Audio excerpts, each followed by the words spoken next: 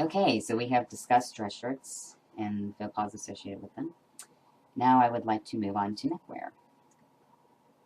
First, I'm going to discuss wearing ties without dress shirts, and specifically a trend that started sometime around the early 2000s amongst a lot of punk rock bands and their fans.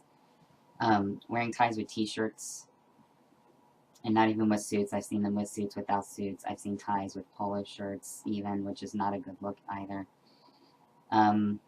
Again, this goes back to mixing dress and casual items at the same time. It just never works. Ties are a formal accessory. And t-shirts, I've seen Henleys, I've seen polos. They're casual shirts.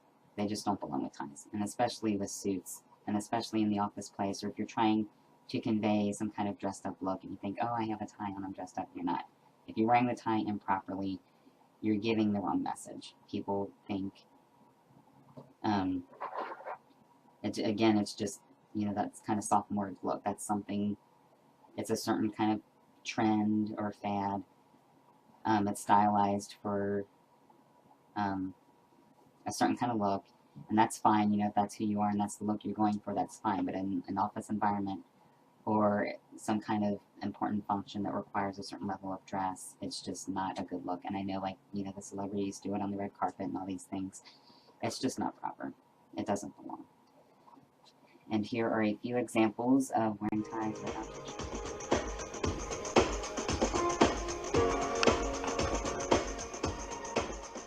Now, the next thing I want to talk about in terms of ties is clip-on ties. Now, there's a few exceptions to this. If you're only high and you haven't hit the double digits yet in age, then it's okay, because they really don't make a lot of freestyle ties for the youth. Also, again, like I mentioned with the short sleeve shirts, if you're police, I think maybe military, some military branches might do this. Again, flight attendants or any kind of uniform where it's pieced together for you, that's an exception, because that's your company's dictating you to wear something specific or wear something a certain way. But if you're a grown adult, you should know how to tie a tie. I mean, that's just a no-brainer. That's something, sadly, they don't really teach in school or anywhere. So it's kind of something you just have to pick up on your own if you know somebody that knows how to tie them, or if your parents teach you, or whatever it is. And I know what you're thinking. A lot of people are like, well, how can you tell?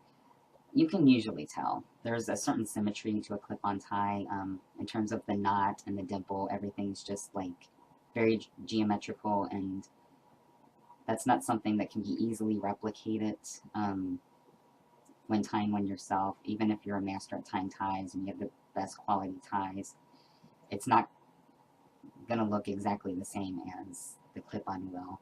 So it's pretty obvious, and it just, again, goes in that sophomore direction.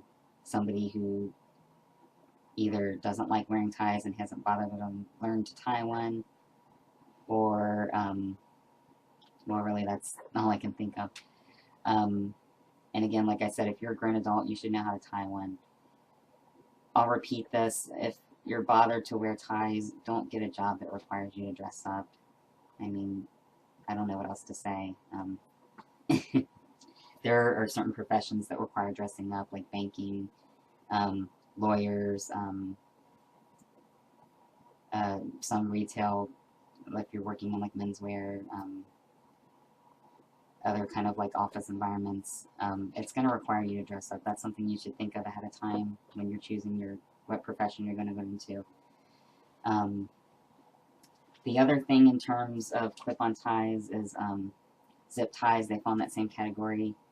I'm already anticipating in the comment section, well, what about zip ties? Those aren't clip-ons. Any tie that you haven't tied yourself is considered a clip-on tie, whether it's a zip tie or a clip-on tie or something that has the elastic band on the end, anything like that. If you haven't tied it yourself, it's a clip-on tie. It does not belong in the workplace.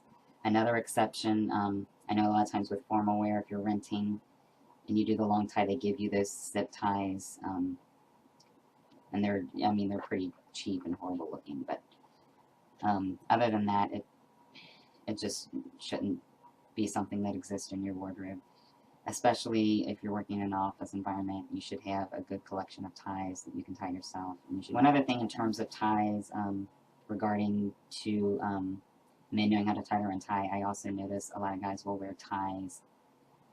Somebody else has tied them for them, obviously, and they slip them on and off at the end of the night.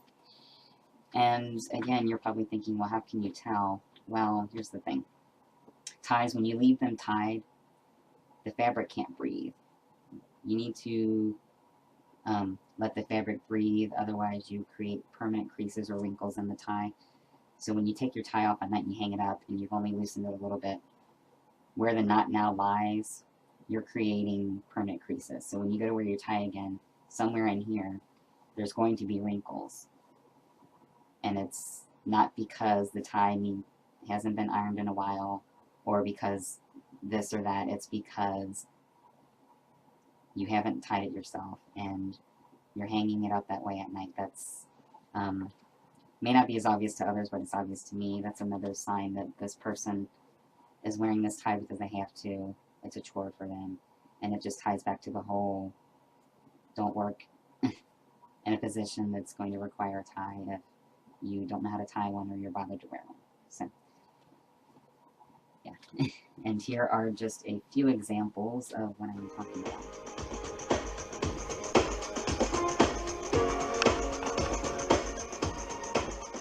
Okay, another thing I want to bring up is bolo ties. And for those of you who are not familiar, I will be showing some examples here in a little bit. Bolo ties, unless you're going for some kind of cowboy look or some kind of southwestern formal look, there's really no place for them. They're kitsch. They're for like a certain look. I know they're popular like among the American Southwest. Even Native Americans wear them, and that's fine. You know, that's part of their heritage, and that's cultural appropriation, and that's that's totally fine. I'm not demeaning that at all. But wearing them outside of those contexts is where it becomes a problem.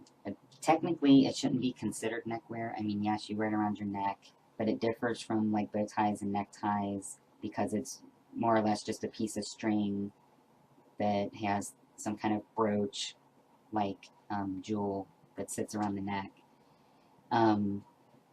It just kind of conveys somebody who doesn't take themselves seriously, doesn't take any kind of dress code seriously, or if you're doing formal wear, if it's some kind of event that requires a certain kind of dress, it's not a good look.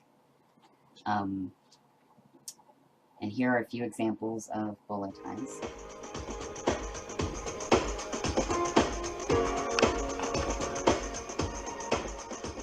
Okay, lastly, I would like to discuss wearing suspenders and braces at the same time. Now, this is an old adage. You don't need both. It's kind of an oxymoron. You don't need both at the same time. Now, I am excited that suspenders or braces have started to see a resurgence in recent years. I'm always a fan of classic menswear styles coming back into fruition, but you really don't need both at the same time. They are fashionable in some sense, but they're also to hold up your pants. They serve a functional purpose. So if you're wearing a belt, you've already tackled that issue. You don't need the suspenders, and vice versa. Also, in terms of suspenders, I'm not a big fan of clip-ons. Again, it's fine if you're a certain age because they don't make the button-on kind for children. If you're an adult and you're trying to up your game, you want to look for the button-on kind. You may have to have the pants tailored with the buttons and the waistline to wear them with. With the clip-on, same thing with the clip-on ties. If you're wearing the clip-on suspenders, it kind of cheapens the look, gives it more of a sophomoric appearance. It's So that's kind of something you want to look into, and I've got a couple videos up on the subject of braces, formal braces. But definitely you do not need to be wearing them if you already have a belt on, and you don't need to be wearing a belt if you have the suspenders on, one or the other. And here are just a few examples of what I am talking about.